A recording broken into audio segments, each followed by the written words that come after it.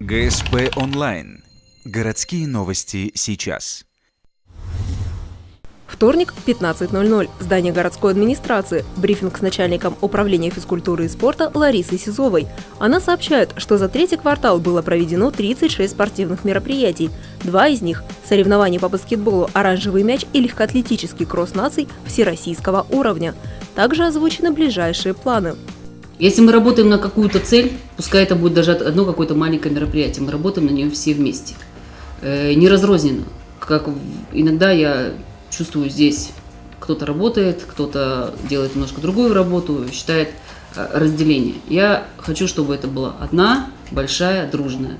И по девизам, когда мы едины, мы непобедимы, да? Спортивный девиз должен стать и девизом управления. Лариса Сизова рассказывает о спортивных достижениях ухтинцев за последние 3 месяца. Наши спортсмены лидируют не только на республиканских первенствах, а даже на соревнованиях российского и международного уровня.